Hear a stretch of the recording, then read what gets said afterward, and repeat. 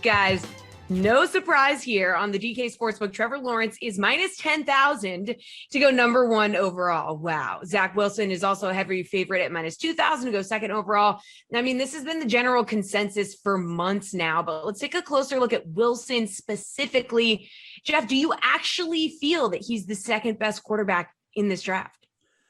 I mean, look, we're talking about a very deep quarterback draft. So for me to say no, it's not that big a deal. But the answer is no. I actually don't. I think there's a pretty good argument that you could even rank Wilson as the fifth best quarterback in this draft. I mean, he's a little bit smaller than the other prospects, topping out at around 6'1", 200 pounds. He's a very creative, very talented pocket passer, but you look at his college tape as well. He likes to create stuff, move around in the pocket, not necessarily just take what's given to him.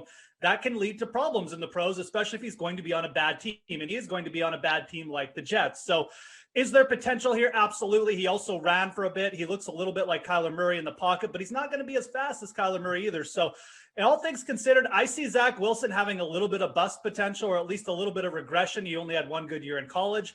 I do like him. I mean, I think his upside is great, like I said, but we have 5 really good QBs. You've got top-end athletic guys like Justin Fields and Trey Lance. I would probably rank him 5th, if I'm being dead honest. Steve, I mean, Geoff, no hesitation, probably going to rank him 5th. What about you?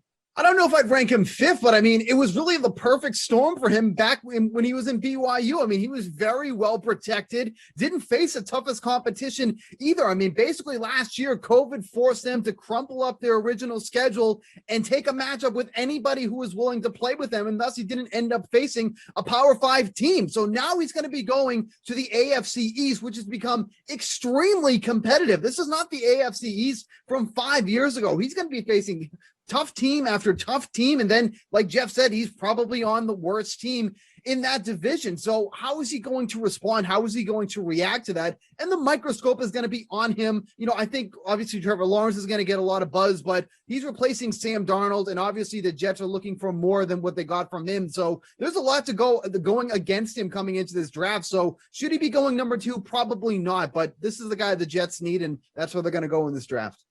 Jules, what do you think? He's definitely going to the worst team in the division. I think the last time I looked at DK Sportsbook win totals, New England, Miami, and Buffalo all had win totals of 9 or more, and he's going to the Jets. So there's definitely, like Geoff said, like it's not a hot take to say no. There's 5 quarterbacks that are going to go tonight in the top 10, 15, so to say that we have these guys out of order just because we know who 1 and 2 are, it doesn't mean those are the 2 best guys. Now, I do feel like Trevor Lawrence kind of set himself aside a little bit as the best prospect. But after that, give me any order you want, and that's fine. Like, not in love with Mac Jones. He played behind an NFL offensive line with NFL wide receivers, but he really improved, and he was doing it against good SEC defenses. Lance, I'm not going to pretend I know everything about him. Like, from what I hear, he's going to be a project and take some time, but the upside there sounds like it's very good. My number 2 guy is Justin Fields. I don't know why he's, necessarily fallen off so far. If I'm the Jets, I'm taking Fields. He was kind of like, oh yeah, he's a top 5 pick. He's good. He's a top 5 pick. He's good. And then that Clemson game happens. He takes that crack, plays through what looked like a serious rib injury, and lights up Clemson. Fields is the second best guy to me in this draft by like a wide margin.